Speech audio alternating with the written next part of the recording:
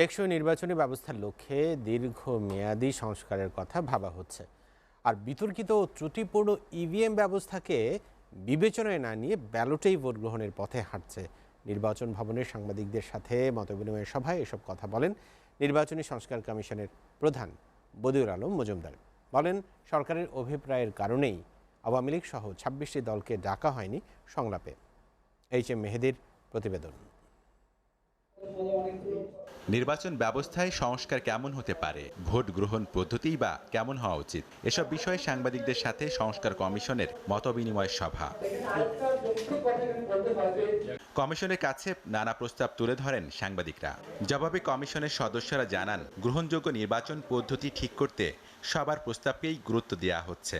গ্রহণযোগ্য নির্বাচনের ক্ষেত্রে আপনারা যত ধরনের সুপারিশ দেওয়া দরকার এবং সেই সুপারিশ বাস্তবায়নের যে রূপরেখা দেওয়া দরকার সেটি দেবেন বলে আমি আশা করছি। ভোটারের ক্ষেত্রে এরকম করা যায় কিনা যে ঘরে বসেই ভোটটা দেবে।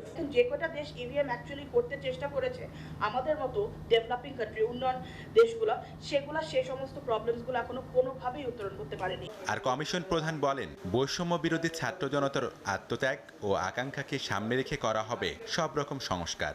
জানালেন, ত্রুটিপূর্ণ ইভিএম ব্যবস্থা আপাতত কমিশনের বিবেচনায় নেই। ত্রুটিপূর্ণ, দুর্বল, ত্রুটিপূর্ণ যন্ত্র ছিল এবং এটা বোধহয় এখন যেগুলো ছিল এগুলো অকার্যকর হয়ে গিয়েছে। সরকার একটা কার্যপরিধি নির্ধারণ করে দিয়েছে, আমাদের করণীয় নির্ধারণ করে দিয়েছে এবং প্রজ্ঞাপন জারি করেছে।